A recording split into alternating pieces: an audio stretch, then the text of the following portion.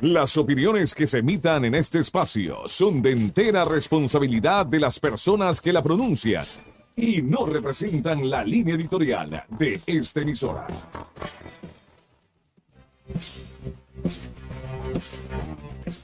Estamos de regreso, amables oyentes. Gracias por acompañarnos aquí en Tecla Noticias a través de la 105.7 en FM. Continuamos con la información y el análisis de los temas que marcan la agenda nacional. En las últimas semanas, amables oyentes, el debate sobre la situación energética del Ecuador y el denominado caso Progen han generado diversas reacciones en el ámbito político, técnico y ciudadano. Mientras el gobierno nacional sostiene que se están tomando acciones para fortalecer la generación eléctrica y evitar futuras crisis energéticas, también se han abierto investigaciones y procesos de fiscalización sobre contratos y proyectos relacionados con este sector estratégico. Para profundizar este tema desde una perspectiva técnica, nos acompaña el ingeniero Jorge Jaramillo, experto en el área eléctrica, con quien analizaremos la realidad del sistema energético ecuatoriano, los desafíos que enfrenta el país y las acciones que se están impulsando para garantizar el suministro de energía. Ingeniero Jaramillo, gracias por acompañarnos aquí en Tecla Noticias. Bienvenido, ¿cómo está? ¿Cómo está? Muy buenos días. Muchas gracias por la invitación. Un saludo a usted y a todos los que nos escuchen y nos vean. Muy bien. Para comenzar, ingeniero, desde una visión técnica, ¿cómo encontró el actual gobierno el sistema eléctrico ecuatoriano al inicio de su gestión, bajo su perspectiva? Bueno, o sea, lastimosamente el sistema energético del Ecuador ha estado en abandono por inacciones políticas y no solo en abandono, sino lleno de corrupción. Y no es de ahora, es de cerca de 10 años. Si no, recuerde usted que en estos momentos hay un señor detenido, el apellido Cortázar, cuyas denuncias o lo está detenido por corrupción en las empresas eléctricas, por haber manipulado contratos en las empresas eléctricas desde el 2015 se menciona. Asimismo, si usted revisa el caso del gran encuentro, el gran padrino, está sentenciado o sindicado un ex gerente de CENEL. Es decir, usted sí va a encontrar en los sectores eléctricos gente muy valiosa, gente muy buena, pero también hay muchos malos funcionarios, algunos sindicados, otros solo se sindicó a la cabeza y no al resto, con problemas de corrupción. En ese escenario, en 2024, el gobierno nacional se choca encima con la peor sequía del Ecuador. 61 años no había una sequía como la que hubo en el 2024. Es ahí donde el Ecuador tiene que tener claro que un ministro o un ministerio lo que hace es tomar la rectoría pública, es decir, por dónde hay que irse. Es que en ese momento el señor ministro Luque, que estaba en ese entonces, le tocó bailar con la más fea, porque con esta sequía él tenía que tomar una decisión y la decisión fue la correcta, irnos por generación térmica. La generación térmica es la única que nos permite no depender del clima. Las hidroeléctricas dependemos de la lluvia, fotovoltaicas dependemos del sol, la generación térmica. De ahí en más, cuando el ministro Luque salió y puso ya los procesos en manos de los funcionarios técnicos de SELEC, bueno, pasó lo que debía pasar en una empresa que, como le he mencionado, ya tiene casi una década con focos de corrupción. Traernos en este inconveniente que nos ha costado tanto dinero al Ecuador. Bueno, y efectivamente para el Ecuador, para todos los ecuatorianos, ¿qué tan importante es que el gobierno pueda diversificar sus fuentes de generación eléctrica y ya no depender únicamente de las famosas hidroeléctricas, ingeniero? Para el gobierno y para el país en general, para el Estado ecuatoriano en general, necesitamos diversificar la generación eléctrica. Es ahí donde se cometió un error, se centralizó todo en centrales hidroeléctricas desde el 2010 hacia acá y se olvidó de la generación térmica. Tal es así que Guayaquil, por ejemplo, tenía una empresa muy buena que se llamaba Electroquil, que fue sacada, pues diría en el lenguaje popular, a patadas, pensando que ya no íbamos a necesitar energía térmica, que uy, los privados se nos están llevando la plata, qué malos que son. Una visión política totalmente equivocada, porque la energía hidroeléctrica necesita tener siempre su respaldo con generación térmica. Y hoy por hoy vivimos esas malas decisiones. Hoy no hay dinero en el Estado para invertir en volúmenes grandes en generación térmica, y cuando lo quisimos hacer se cometió este error por parte de este sector técnico de Select. Entonces, la única forma es diversificar las fuentes.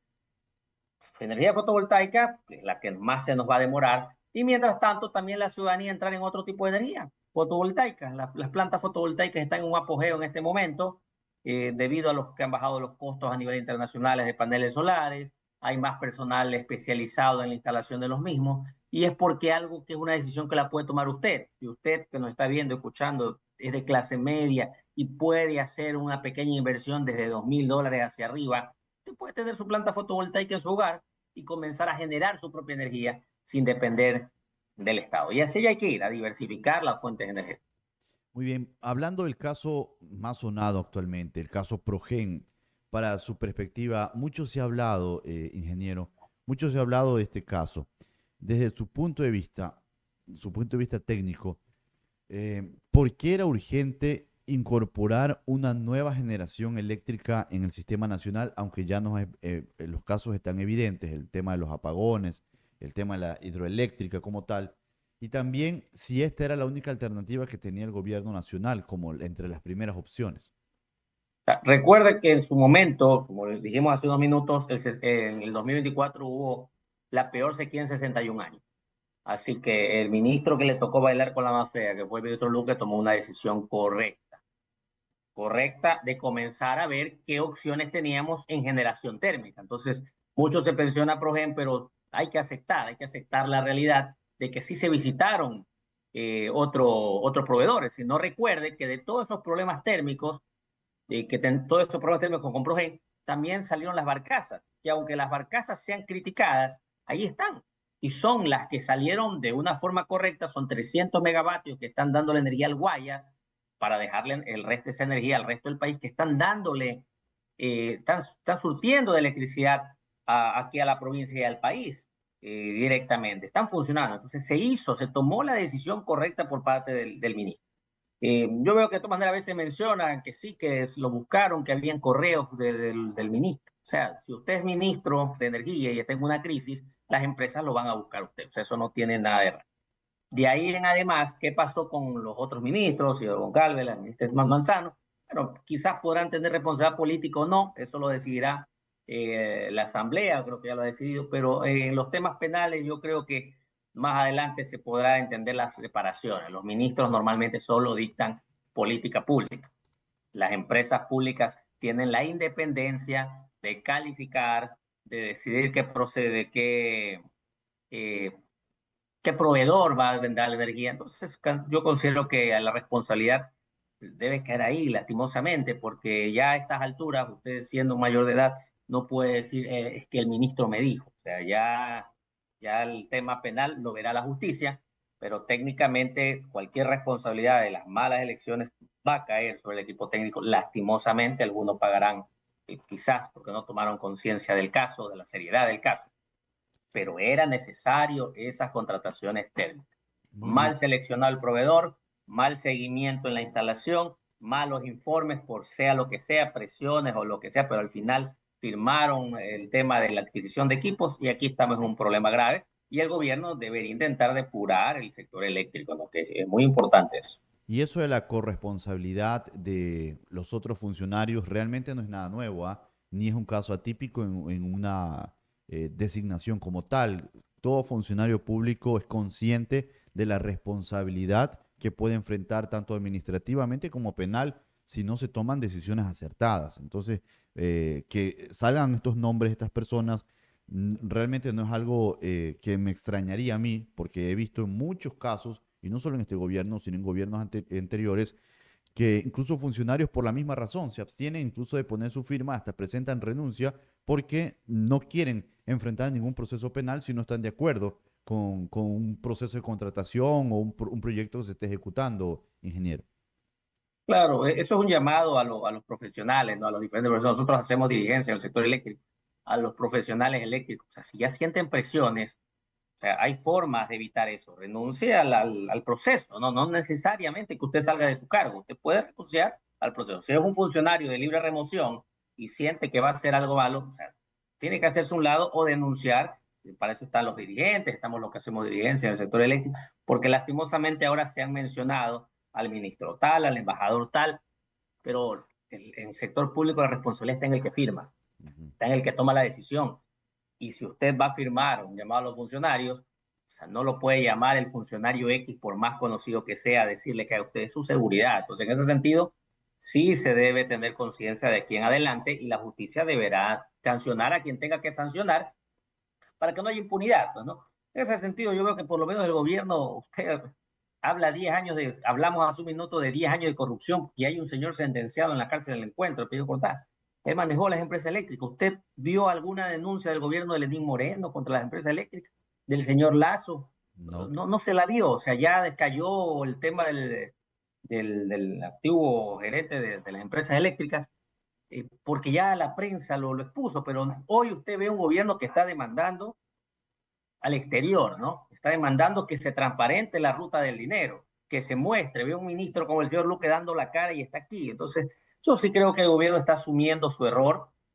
Esperemos que ese error se corrija, insisto, en tratar de sanear el sector público y que los ministros que tomaron una decisión política acertada, o sea, están demostrando que no han estado involucrados en temas de corrupción dentro de este tema, porque usted no va a pedir que le abran las cuentas a bancos internacionales si usted estuviera metido en esto siendo un gobierno. Claro. Porque por ahí se ha mencionado que se está pidiendo la privacidad del caso de Estados Unidos, pero hay que tener claro, se está pidiendo la privacidad solo en documentación pública, o sea, no en las cuentas, sino en las pruebas que se anexen alrededor del proceso.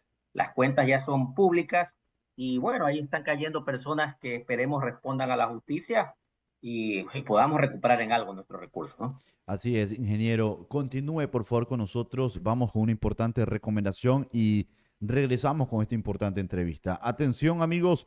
Cada negocio crece, impulsa el desarrollo del Ecuador.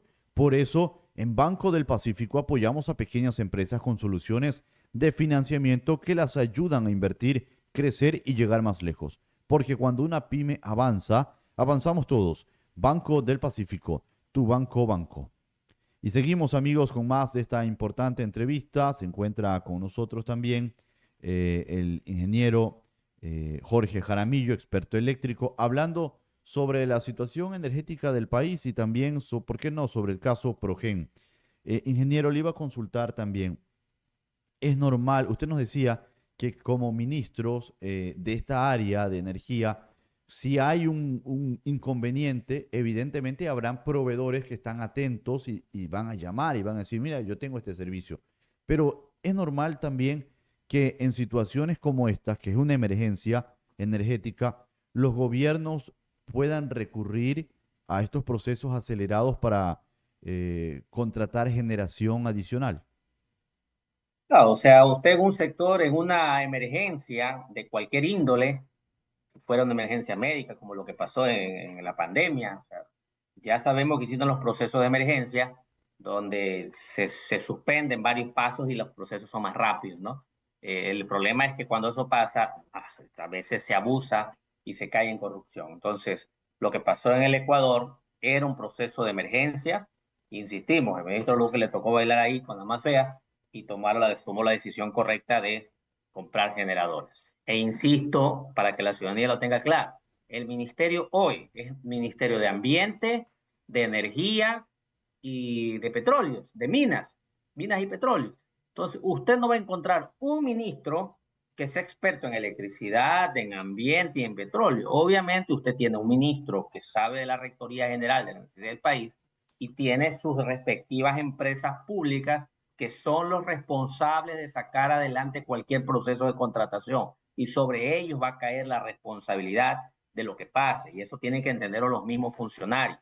Entonces, cuando un ministro tomó la decisión de que hay que buscar proveedores porque estamos en emergencia nacional, 61 años no teníamos una sequía como esa, que lo he dicho alguna vez y es importante que se lo mencione. Entonces, se buscan proveedores, hasta ahí llega el papel de un ministro. Luego los proveedores pasan a su respectiva línea, empresa pública, en este caso fue Select, y cualquier responsabilidad debe recaer en eso. Insisto, si políticamente ya luego no estuvieron prudentes en la revisión, no estuvieron atrás del proceso o se pagó, no. Eso ya sería una responsabilidad política en mi punto de vista y eso ya lo dependerá de la Asamblea Nacional, de las mayorías que hayan, ¿no? Pero el tema técnicamente yo considero que por lo menos el ministro que tomó la decisión de revisar que se necesitaba energía térmica, lo hizo de forma correcta. Y las responsabilidades caerán en el sector Selec, que insisto, ojalá pueda ser saneado para que no vuelvan a suceder estas cosas, porque hay que seguir contratando generación térmica. Claro, y eso es importante también mencionarlo, ingeniero. ¿Cree que este debate político ha desviado la atención del objetivo principal, que es asegurar la energía en hogares, industrias y sectores productivos? Porque todos estamos pensando en Progen, en los que están atrás de Progen, que si son culpables, si son inocentes, pero finalmente el problema sigue ahí. Tiene que haber una solución y tiene que seguir el rumbo para esa solución, ingeniero. Claro, pero hay que ser realistas y creo que el país está comenzando a ser realista. Lo escuché al ministro actual, se me fue el apellido, del ministro actual de Energía, Minas y Petróleo, de Ambiente, pero ya fue realista. Él ha conversado con las empresas Mitsubishi, LG, y él dijo que le han ofrecido generadores, pero para 3 o hasta 4 años de tiempo. Y eso es realista. O sea, solucionar la energía eléctrica en el país va a demorar. Por eso invito a la ciudadanía a que no dependa solamente del gobierno. Y yo creo que el gobierno tiene que entender, y lo está entendiendo, que el sector privado es el que nos puede salvar. No es dable que el 99% de la energía eléctrica en este país sea público, cuando Colombia y Perú están en 60-40, una participación privada importante. Y es por eso que usted, ciudadano, si usted es de clase media, tiene cómo realizar un financiamiento de un sistema fotovoltaico que, repito, de $2,000 hacia arriba, usted puede tener paneles solares en su hogar y comenzar a ahorrar energía, porque ya usted recupera esa inversión, ya no se la paga en él su planilla, sino que está pagando su planta fotovoltaica, en 4 años la pagó y el resto es energía, e incluso cuando haya apagones usted puede estar preparado. Entonces a la ciudadanía le toca hacer eso, a la industria le toca hacer eso, y hasta que podamos haber grandes inversiones del sector privado en el Ecuador, que el gobierno sí las está incentivando. Bueno, y finalmente, ingeniero, ahora sí, finalmente, ingeniero, ¿el país para su perspectiva está mejor preparado hoy para enfrentar un eventual periodo de sequía o estiaje severo, o estamos en las mismas circunstancias de que inició el gobierno, a la expensa de la naturaleza? O sea, seguiremos dependiendo de la naturaleza. Mientras nuestro sistema eléctrico sea hídrico, es decir, con agua, necesitamos que llueva. Eso vamos a seguir dependiendo de la naturaleza. Si vamos a estar mejor preparados, considero que sí estaremos un poco mejor preparados. No creo que lleguemos a un escenario, por más sequía que tengamos, de apagones de 14 horas como tuvimos, pero hay que seguirse acelerando, ¿no? Tenemos ahorita 300 megavatios en barcazas, necesitamos contratar por lo menos 300 más en barcazas, que la única opción, e insisto, fue una de las cosas que también visitó el ministro Luque en su momento, y que fue correcto. Haber tenido esas barcazas fue una decisión correcta. Tienen que venir más. En buena hora, lo que pasó en Colombia ha ganado una línea de mucha relación cercana con el gobierno ecuatoriano. Eso va a hacer que tengamos intercambios energéticos con Colombia ante una sequía. Son 400 megavatios. Ahí usted ya tendría los 300 que podemos, si traemos en barcazas adicionales, que ya están en licitación, unos 400 más en Colombia, 700, y seguir incentivando a que los hogares tengan más sistemas fotovoltaicos. Hace 2 años, en 2024, la gente no había hecho esa inversión, hoy se ha masificado esa inversión, ya hay inversiones en energía fotovoltaica. Considero que un poco mejor preparado. Evitar totalmente los apagones. Si tuviéramos una sequía igual, es imposible, tendríamos igual horas de apagones en una sequía tan extrema como la que hubo, pues, ¿no? Pero de no ser tan extrema, creo yo que pudiésemos en algo paliar la situación, y si llegase a haber apagones quizás no sean nacionales. Pero bueno, dependemos mucho del clima, y si usted me pregunta hoy, le puedo decir que hoy no hay fantasma de apagones, hoy, pero en un mes no sé si le puedo contestar lo mismo. Así que hay que prepararse como ciudadanos también. Muy bien, ingeniero, queremos agradecerle. ¿Cuál sería su mensaje ya en la parte final? Bueno, como terminé en la última intervención, que hay que prepararnos. El sistema energético nacional tiene que tener participación mixta, gobierno y los privados. Entonces, usted es ciudadano, usted industrial, usted comercial, comience a buscar las opciones, que es una buena inversión para poder tener autogeneración, sistema fotovoltaico, batería. Hay empresas serias que ofrecen esos servicios, y usted verá que en pocos años recupera su inversión y también contribuye al dar energía al sistema nacional. Es decir, todos podemos sumar pequeños granos de arena para resolver la gran problemática energética del país unidos. Gracias. Muchísimas gracias, ingeniero Jorge Jaramillo. Estuvo con nosotros, él es experto energético, hablando sobre la situación del país en el tema energético y también sobre el denominado caso Progen. Así que agradecemos, como siempre, a nuestros invitados por estar acompañándonos y analizando estos temas. La energía para el Ecuador, decisiones que no podían esperar.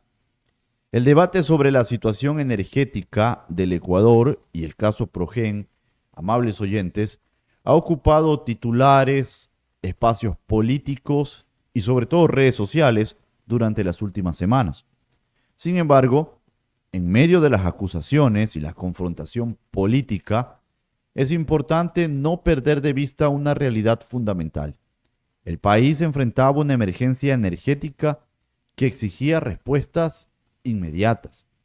Durante años, Ecuador dependió en gran medida de la generación hidroeléctrica sin desarrollar con suficiente anticipación nuevas fuentes de energía que permitan afrontar fenómenos climáticos extremos, como las severas sequías que afectaron la producción eléctrica nacional.